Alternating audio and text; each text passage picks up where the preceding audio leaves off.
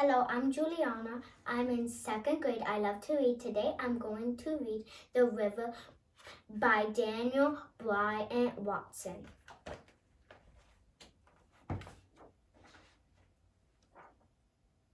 The river. The sun stopped by my window for a regular morning chat. Peeking through the curtains, she tickled my face to wake me up. While with a laugh and a yawn, which is so odd to do at the same time, I sat up and received his morning wisdom.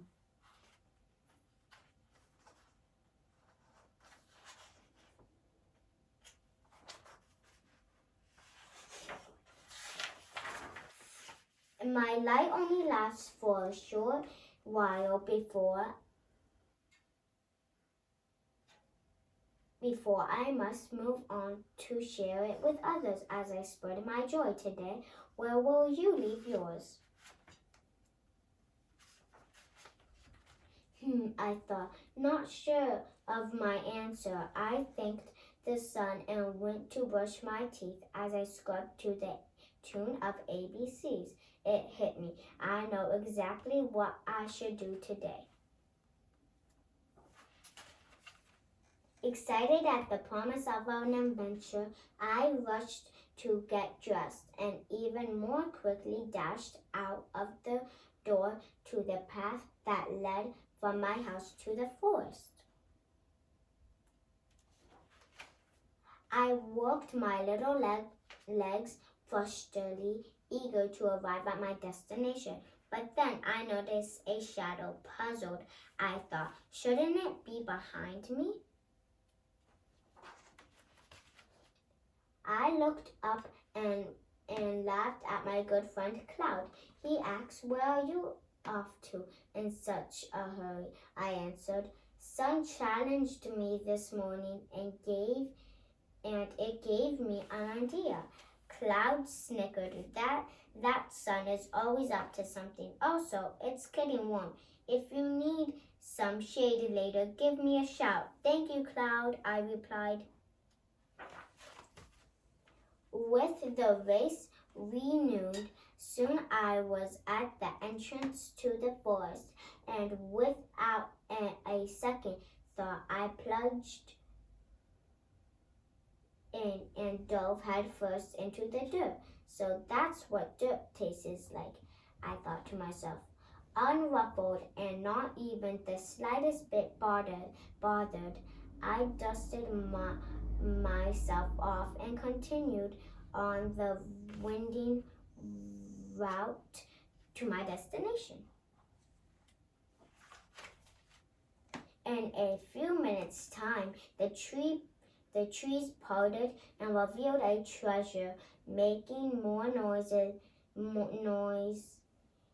than the birds singing, insects shuffling, and the animals frogging through the bush. The river roared her part in the symphony of the woods. The river was in the midst of her gymnastics routine, flipping and cartwheeling over the stones in her stream, even auctioning backflipping off the edge of her solid boundaries. The sound of her waves was glorious, and I saw the sun had come as well to dance to her melody. I looked up and asked, "Sun, how did you know I was coming here?" Sun giggled and replied, "A little bird told me." "Really, Sun?" I shook my head and laughed.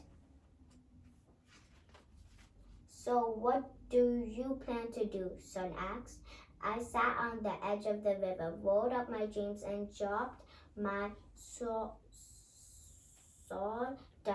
feet into her flow and answered, "Sun, you asked me where would I leave my joy? My joy is something I can't just leave anywhere. I have to carry it with me always." "Ah, I see," said the sun. "This joy that I have is a son, I continued, and that I can share. But why here? Inquired the sun. Because this is where I learned to sing, I answered. Who taught you? The sun asked curiously. I looked down at the whirlpool that had formed around my legs and answered simply, the river. She sang and I listened. I was memorized by her rhythm, buffed by every note and comforted by her words. They boundaried into my heart, found a comfy spot and refused to leave. Today I will share with her the joy she's unknowingly bestowed upon me.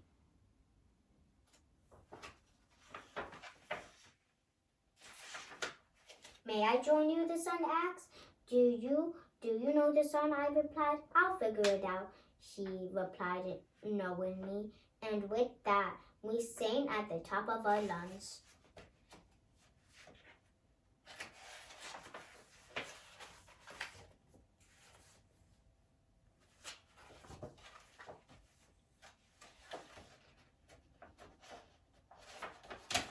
My joy poured out and mingled with the sun's.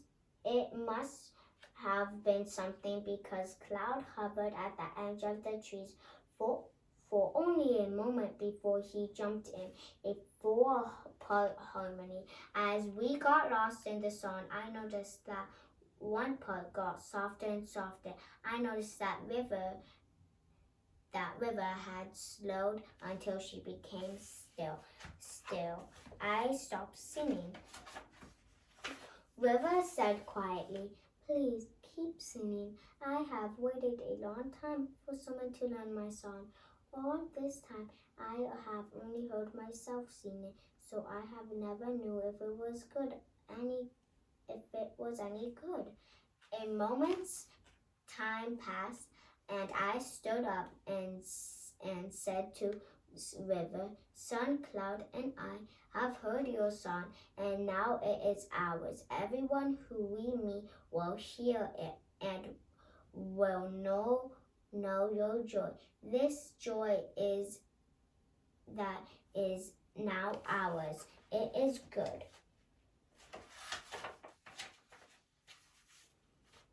Should I show this picture? The end.